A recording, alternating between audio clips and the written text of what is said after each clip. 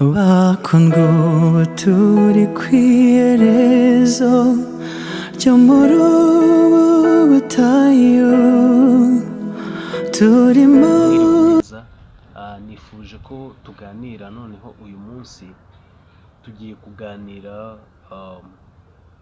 ku ijambo gusa mu buryo bwo kwiga. Reka mpindure imvugo, ntabwo tugiye kuganira nk'ibisanzwe ahubwo tugiye kwiga ijambo ryitwa ngo ni ibintu bitanu cyangwa impamvu eshanu Imana ihamagarira abantu gusenga biyirije ubusa. Izi mpamvu eshanu numva arizo tugiye kunyuramo hamwe imwe ku yindi, tunatanga imirongo cyangwa tuvuga bimwe mu bintu koko byadufasha, cyangwa izo mpamvu ni izihe Imana iduhamagarira gukoresha cyangwa gusenga tuzigezemo. Natinda nakwibaza cyangwa nakubaza, nanjye nibaza ngo ni iyihe mpamvu dusenga tukaniyiriza ubusa? Bavandimwe, ndashaka yuko mubyumva neza. Ni impamvu yihe ituma usenga wiyirije ubusa? Gusenga mwirije ubusa ndakeka mubizi, ni ugusenga utarya utanywa, gusenga amasengesho ukagerekaho kubabaza umubiri cyangwa kwibabaza. Ni izihe mpamvu Imana idusaba gusenga twiyirije ubusa? Usibye ko wenda impamvu imwe Yesu yabwiye abigishwa be ko bagomba kujya biyiriza ubusa, ariko iyo mpamvu numva idahagije yonyine ko aricyo cyadutera kujya dusenga twiyirije ubusa. Ahubwo numva tuza kwigira hamwe ni iyihe mpamvu.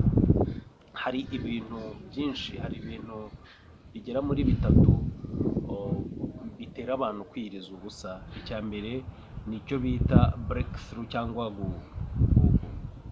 kubona inzira aho itari cyangwa gucirirwa inzira. Hakaba n'impamvu yo gukira healing, byo gukira indwara.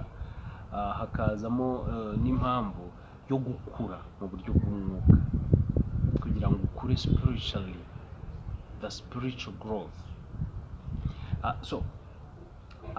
Iya mbere kwiyiriza ubusa, cyangwa impamvu ya mbere yo kwiyiriza ubusa ni ukwiyiriza ubusa mu gushaka umucyo w'ikintu runaka. Mu cyongereza babyita ngo fast for clarity, ngo ibintu bibe clair b'igifaransa. Iyo dusomye mu isezerano rishya mu byakozwe n'intumwa ibice 14, turebye ku murongo wa 23 tubona itorero ryarasenze ryiyiriza ubusa bashaka gutoranya abayobozi. Biragoye, ni nayo mpamvu muri iyi minsi turimo usanga abantu benshi abayobozi batumvikana n'abayoborwa. Ni ukuvuga ugasanga ubuyobozi bwo mu itorero nabwo sometimes burashidikanywaho. Nuko mu by'ukuri muri iki gihe gushyiraho abayobozi cyangwa gutoranya abatuyobora, ntabwo abantu bagisenga guys, basigaye bakoresha ubwenge nyine, kureba ngo uyu muntu aratunze, uyu muntu arashoboye, bitewe n'ibitekerezo. Kandi mu by'ukuri iyo batoranyaga barasengaga bakiyiriza ubusa, Imana ikabaha umuyobozi wa nyawe uje gukorana n'itorero. So ubwo ni uburyo bwa mbere. Iyo usomyemo muri ibyo byakozwe n'intumwa ibice 14 umurongo wa 23, usangamo iyo nkuru yo kwiyiriza ubusa, banasenga kugira ngo babone abayobozi babakwiriye. Hari ikindi gihe nabwo muri uku gusenga biyiriza ubusa harimo gushaka ubumenyi, understanding, kumva ibintu mu buryo abandi batabyumva, guhishurirwa ibintu abandi batabona. Iyo urebye muri Daniyeli ibice 9 umurongo wa 3 urabisangaho ukuntu Daniyeli nyine yasenze Imana yiyiriza ubusa ashaka kumenya kandi koko mwarabibonye, kumenya ibyo abandi batamenya, gusobanurira umwami iby'abandi bose, abakonikoni, abantu bakomeye mu gihugu bashinzwe ibyo bintu byananiye. Iyo urebye no muri Daniyeli ibice 10 umurongo wa 3 naho harimo kwiyiriza ubusa, ushaka understanding, ushaka ubumenyi cyangwa kumva mu buryo burenze. Hari noneho n'igihe noneho wiyiriza ubusa ushaka kumva Imana. Haleluya. Aha naho kwiyiriza ubusa ushaka kumva Imana, Mose muzi ko yagiye akamara iminsi 40 n'amajoro 40 yiyirije ubusa ku musozi ashaka ko Imana yumva. Ni naho yaboneye ari amategeko 10. Imana iramanuka yandika ku bisate by'amabuye amategeko 10 ya Mose. Murumva ko iyo usomye mu Kuva ibice 32 umurongo wa 28 usanga mu iyo nkuru ya Mose kwiyiriza ubusa ukeneye kumva ijambo ry'Imana cyangwa ijambo Imana ikubwira. Iyo yari ukwiyiriza ubusa, impamvu ya mbere yo kwiyiriza ubusa. Impamvu ya kabiri ni ukwiyiriza ubusa bitewe n'umubabaro wagize, ukagira umubabaro ukomeye, ukumva wataye umutwe, ukumva ikibazo runaka cyakuzengereje, ukiyiriza ubusa. Hari abagabo babiri ndaza kubabwiraho ahangaha. Uwa mbere ni umugabo witwa Nehemiya. Bamaze kumubwira inkuru z'iwabo, ko iwabo hasenyutse, ko inkike zaguye kandi n'amarembo nayo yatwitswe, ijambo ry'Imana muri Nehemiya igice cya mbere umurongo wa mbere kugeza ku wa 4 usangamo ko yasenze araniyiriza ubusa kugira ngo abashe kugira favor imbere y'Imana, arebe ko yagira icyo afasha ubwoko bw'Imana bwari bwarasigaye i Yerusalemu batarajyanywe b'iminyago. Ubwo uriya mugabo yaraje kumureba n'abandi mu bantu batigeze bajyanwa iminyago, ngo yarasenze yiyiriza ubusa kugira ngo arebe ko umubabaro yari agize umutera gusenga no kwiyiriza ubusa kugira ngo arebe ko hari contribution yatanga mu gihugu cy'iwabo. Undi mugabo twavuga ni Dawidi. Iyo urebye mu gitabo cya 2 cya Samweli igice cya mbere umurongo wa 12, ubwo inkuru yageraga kuri Dawidi ko Sawuli na Yonatani baguye ku gitero bari mu rugamba, uwo mubabaro, kuko muzi ko Dawidi na Yonatani bari baragiranye igihango, ari inshuti magara. Uwo mubabaro rero wa Dawidi amaze kubabara, ababajwe nuko inshuti ye magara n'umwami w'igihugu cye atanze, bimutera gusenga yiyirije ubusa. Nuzajya ugera mu kibazo ukumva ubabaye, ukumva isi yakwasamiye, ukumva nta hantu ufite ho kujya, uzajye usenga wiyirize ubusa. Bizajya bigira icyo bihindura ku mibereho yawe cyangwa ku kibazo waba ufite cyaba kikubabaje. So iyi ngingo ya gatatu cyangwa impamvu ya gatatu yo kwiyiriza ubusa ni ukwiyiriza ubusa kugira ngo dukire ubunambuke bw'umutima, icyo bita mu cyongereza ngo ni spiritual dryness.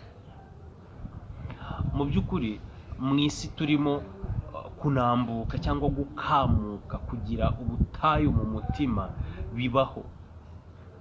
Ni iki rero cyagufasha mu gihe wumva udafite intege, wumva wacitse intege, wumva mu mutima nta nzira z'igisiyoni zikirimo?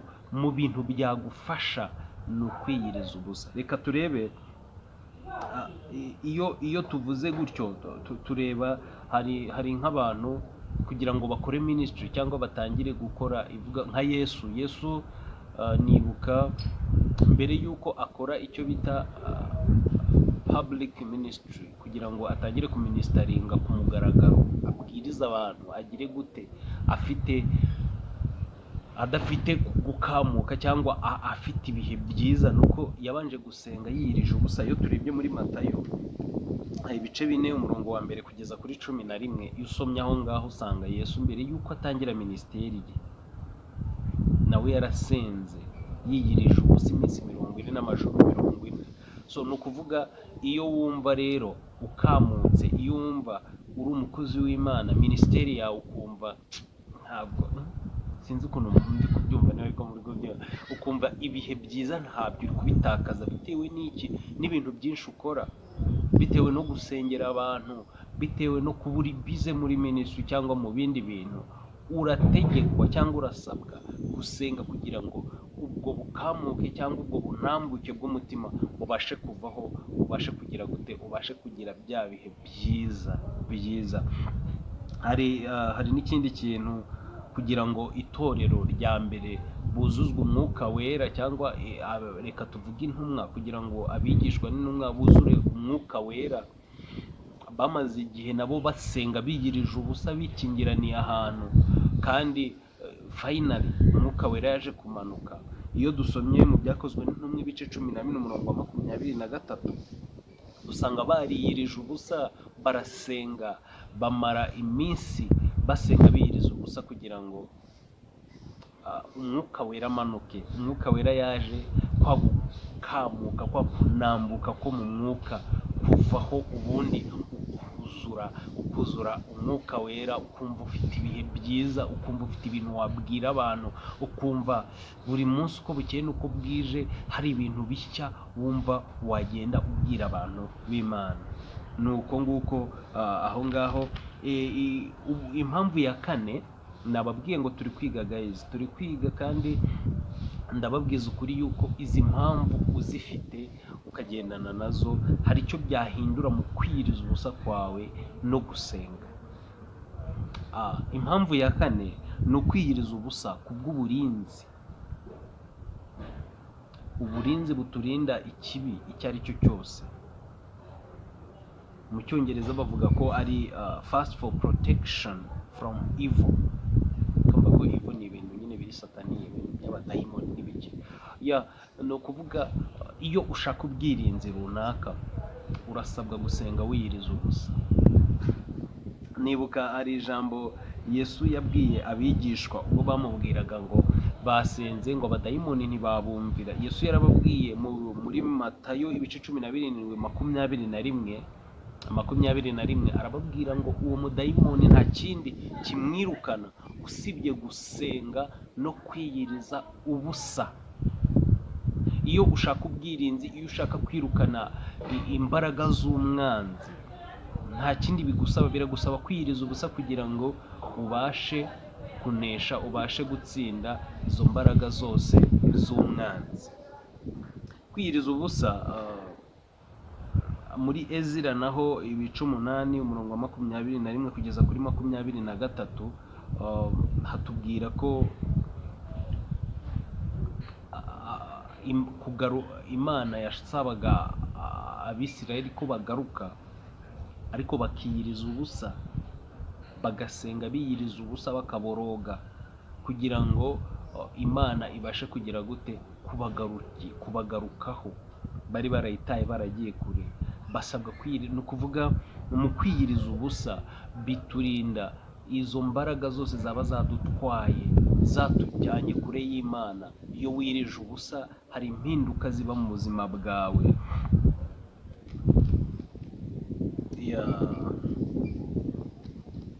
Hari irindi jambo numvishe navuga ahangaha mu bwirinzi cyangwa mu kwiyiriza ubusa. Hari n'ukuntu wiyiriza ubusa usengera abandi, aho utisengera wowe ubwawe, atari ibibazo byawe gusa, ahubwo ugasengera na bene wanyu.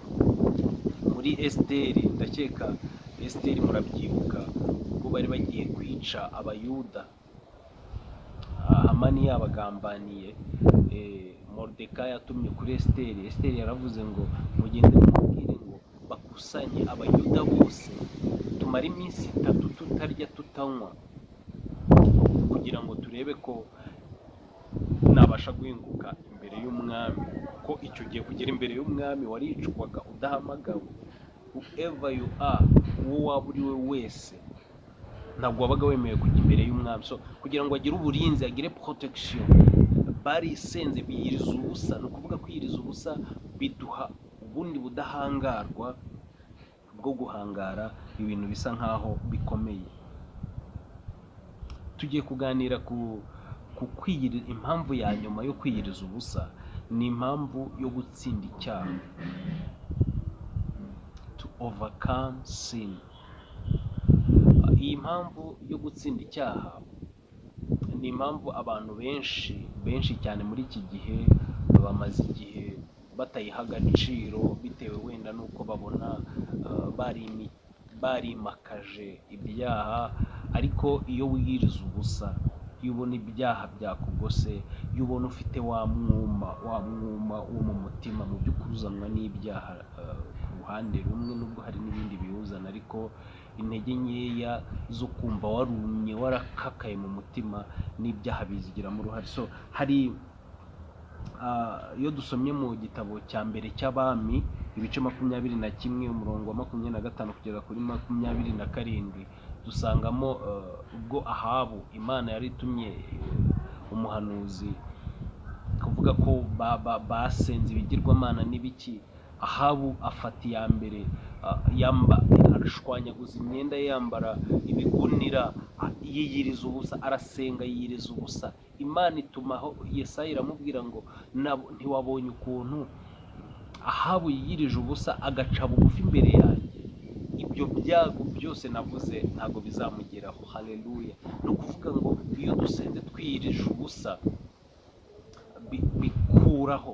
bikuraho tugaca bugufi ibyaha cyangwa amakosa twakoreye Imana cyangwa twakoze, Imana iyakuraho. Iyi niyo turebye muri Yoweri naho ibice 2 umurongo wa 12, naho Imana yabwiraga Abisirayeli ngo nimungarukira mukiyiriza ubusa, mugasenga, mukaboroga, nzabakira. Kuko bari baragiye kure y'Imana, barayononeye. Ariko Imana iravuga ngo nimungarukira mukiyiriza ubusa, mugasenga, mukaboroga, nzabakira. Hari naho turebye muri Yona ibice 3 umurongo wa 5 ndakeka kugeza ku wa 9, naho ni hariya Imana yatumye Nowa Ininewe akanga n'ibindi bikajya mu nda y'urufi. Ariko Yona amaze kubibabwira ngo abantu b'Ininewe, umwami wabo, baratangaza, bose biyiriza ubusa, bambara ibigunira, bamara iminsi batarya batanywa, biyirije ubusa. Kandi Imana ibwira Yona ngo nababwire ko icyo kintu kitazababaho. So Imana ishimwe cyane ko mukurikiranye iki cyigisho kivuga ngo impamvu eshanu. Izi mpamvu eshanu Imana idusaba ko twiyiriza ubusa. Numva buri mukristo, buri muntu wese wemera Kristo nk'umwami n'umukiza we, yakagombye gukurikiza ibi bintu. Waba uri mu kaga, waba wumva wanambutse mu mutima, waba wumva ukeneye uburinzi, waba wumva byagucanze, uzajya usenga, wiyiriza ubusa.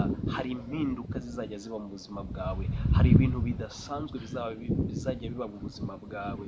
So ndabasaba, nanjye nisaba ko mu bintu bya mbere twimiriza imbere ni ugusenga twiyirije ubusa. Hari ikintu kizaba mu buzima bwacu, ubuzima bwacu buzahinduka for good and for all. Thank you so much. Murakoze, Imana ibahe umugisha. Mwibuke gukora subscribe, musangize abantu bamenye izi mpamvu eshanu Imana ishaka ko dusenga twiyirije ubusa. Ndabakunda cyane.